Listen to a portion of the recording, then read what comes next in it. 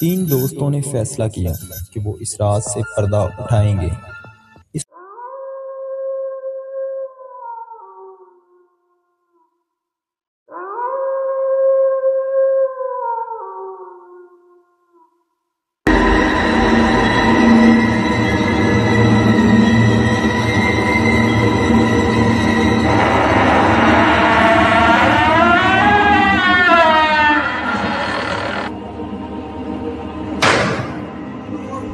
تین دوستوں نے فیصلہ کیا کہ وہ اس راز سے پردہ اٹھائیں گے۔ اس خوفناک حویلی کی گہرائیوں میں اتر کر سچائی کی تلاش کریں گے۔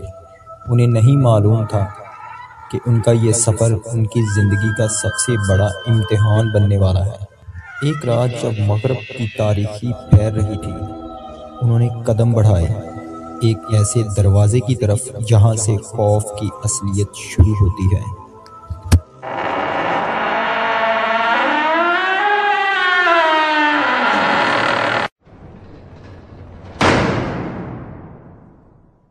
دوست احمد، باسط اور جنید فیصل آباد کے پرانے باسی بچپن سے ایک دوسرے کے لیے جان تھے۔ انہوں نے برسوں سے اپنے شہر کے قریب ایک ویران حویلی کے قصے سن رکھے تھے۔ لوگ کہتے تھے کہ وہ جگہ صدیوں سے بند ہے۔ اس کے بارے میں طرح طرح کی کہانیاں مشہور تھیں۔ کوئی کہتا وہاں جنوں کا بسیرا ہے، تو کوئی اسے زیر زمین جرائم پیشہ افراد کا ٹھکانہ قرار دیتا تھا۔ ایک شام جب تینوں ایک جگہ بیٹھے تھے، اس خستہ حال کھنڈر کی بات شروع ہو گئی۔ بالآخر انہوں نے فیصلہ کیا وہ خود وہاں جا کر دیکھیں گے کہ آخر اس جگہ میں ایسا کیا ہے جس سے لوگ اتنا خوف کھاتے ہیں۔ انہوں نے وہیں بیٹھ کر ایک مکمل منصوبہ بنایا اور 2 دن بعد جانے کا ارادہ کیا۔ اگلے 2 دن ان پر صدیوں کی طرح بھاری گزرے اور پھر وہ دن آن پہنچا۔ انہوں نے ایک گاڑی میں ضروری سامان، ٹارچ، رسی، کچھ پانی کی بوتلیں رکھی اور اس اسرار حویلی کی طرف نکل پڑے۔ قریب 1 گھنٹے کی ڈرائیونگ کے بعد وہ اس جگہ سے تھوڑا دور گاڑی روک کر کھڑے تھے۔ مغرب کا وقت ہو چکا تھا اور ہلکا ہلکا اندھیرا پھیل چکا تھا۔ حویلی سامنے تھی، وہ دیکھنے میں واقعی ہی ایسی لگتی تھی جیسے بہت عرصے سے بند ہو۔ ہر طرف خستہ حالی دیواروں پر جمی مٹی اور جگہ جگہ ٹوٹ پھوٹ کا شکار۔ تینوں کا دل زور زور سے دھڑک رہا تھا۔ وہ بہادر تو تھے، مگر لوگوں کی خوفناک کہانیاں یاد آتی تو سوچنے لگتے اگر یہ کہانیاں سچ ہوئیں تو کیا ہوگا۔ احمد جو سب سے زیادہ جرئی تھا، اس نے اپنا دل مضبوط کیا اور سب سے پہلے گاڑی سے باہر نکلا اور حویلی کے بڑے سے دروازے کی طرف چل پڑا۔ اسے جاتا دیکھ باقی دوست بھی اس کے پیچھے چل پڑے۔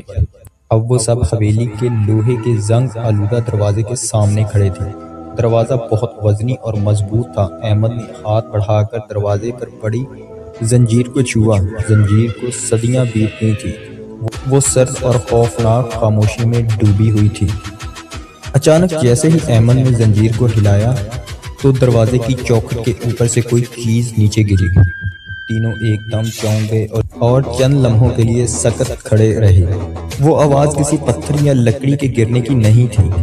وہ چیز زمین پر گری اور وہ فوراً پہچان گئے کہ یہ ایک پرانا زنگ آلود تالا تھا جو ٹوٹ کر گرا تھا۔ دراصل دروازہ صرف ایک بوسیدہ زنجیر اور تالے کے سہارے بند تھا جو وقت کی مار اور ہلکی سی جنبش سے اپنا وجود چھوڑ بیٹھا۔ تینوں نے ایک دوسرے کی طرف دیکھا۔ ان کے دلوں میں خوف کی جگہ تجسس نے لے لی۔ اب کوئی بیرونی رکاوٹ باقی نہیں تھی۔ جنید جو تھوڑا جذباتی اور جلد باز تھا، فوراً بولا، اچھا ہوا، اب اور دیر کس بات کی۔ باسط نے ٹارچ نکالی اور دروازے کی طرف روشنی ڈالی۔ ہوش سے کام لو، دروازہ تو کھل گیا لیکن اصل کہانی تو اب شروع ہوگی۔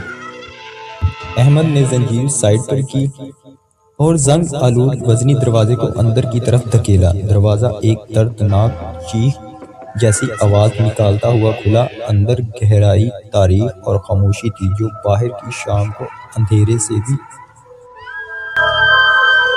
جس میں گرد اور سرانڈ کی ملی جلی بو تھی۔ آج کی روشنی میں سامنے ایک بڑا سا ویران صحن نظر آ رہا تھا جہاں اونچی اونچی جھاڑیاں اور جنگلی پودے پوری طرح چھا چکے تھے۔ یہ جگہ برسوں سے بے اتنائی کی گواہی دے رہی تھی۔ چلو دیکھتے ہیں اندر کیا ہے، احمد نے سرگوشی کرتے ہوئے کہا۔ تینوں محتاط قدموں سے اس گھنے خاموش جنگل نما صحن کو عبور کرتے ہوئے حویلی کے مرکزی عمارت کی طرف بڑھے۔ مرکزی دروازہ بھی کھلا ہوا تھا۔ جیسے ہی انہوں نے مرکزی ہال میں قدم رکھا، اچانک پیچھے سے دھڑم کی ایک خوفناک آواز آئی۔ انہوں نے پلٹ کر دیکھا تو وزنی لوہے کا دروازہ پوری طاقت سے خود بخود بند ہو چکا